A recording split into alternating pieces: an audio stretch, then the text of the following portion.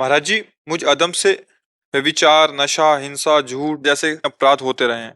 कुसंग का इतना प्रभाव था कि बूढ़े पिता की सेवा करने का बिल्कुल भी भाव नहीं बना पहले। अब वो शरीर से नहीं रहे। अब बहुत घुटन होती है जब से आपका सत्संग सुना है, और प्रायश्चित की भावना होती है कि अब पिताजी की सेवा कैसे कर सकता हूँ। महाराज जी, इसका कर सकते हो।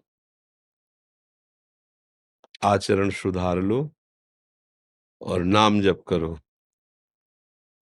तो सबके रूप में श्री भगवान ही आते हैं।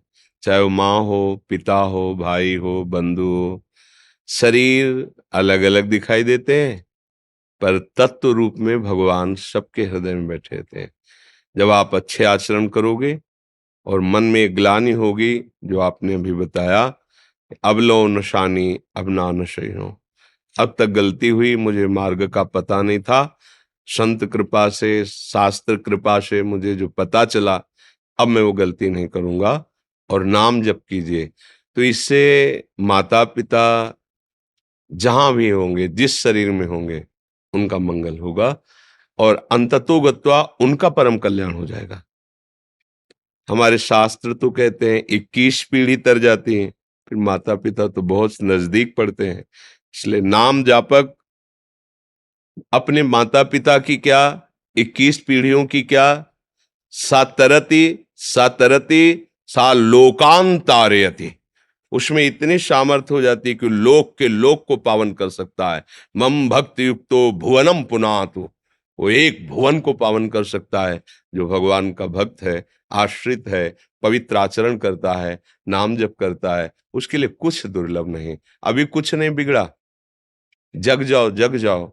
ये सब सोने में हो रहा था, जग जाओगे, सब क्षमा हो जाएगा। मेरे प्रभु, मेरी प्रियाजू बहुत कृपालु है। वो अगर क्षमा न करें, कृपा न करें, तो हम कोई भी इस मार्ग में चलने लायक नहीं है। उन्हीं की कृपा से हम चल पाते हैं, उन्हीं की कृपा से हम विकारों पर विजय प्राप्त कर पाते हैं, उन्हीं की कृपा से हमें ज्ञान होता है, हमारे अंदर भक्ति आती है।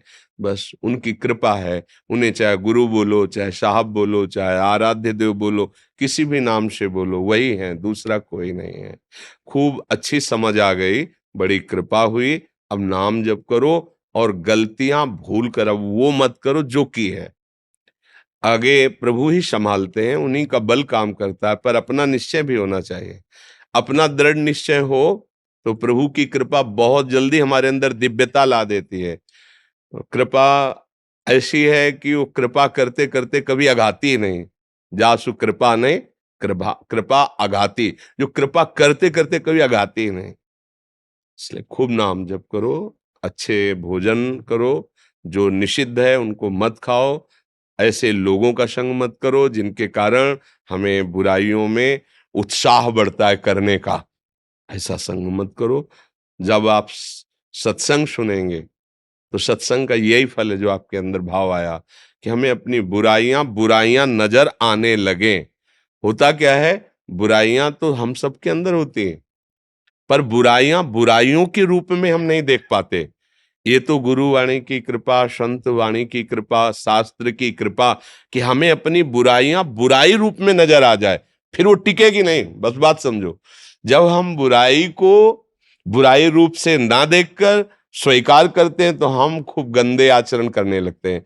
जब बुराई को बुराई रूप से हम जान लेते हैं, फिर वो हमारे हृदय में टिकेगी नहीं, पक्की बात। हृदय में इतनी जलन होगी कि लगेगा अब नहीं, अब तो चाहे शरीर छूट जाए पर अब ये नहीं करूंगा। बस इतना तुम्हारा दृढ़ निश्चय हुआ, वो टिक नहीं सकती, क्योंकि वो असत वृत्तियां हैं, वो सत्य नहीं है, वो असत है। असत वृत्तियों की कोई सत्ता नहीं है। भगवान ने कहा है, ना असतो विद्यते भाव, ना भाव विद्यते सता। असत की सत्ता नहीं और सत का कभी अभाव नहीं होता है। खूब नाम जप करो।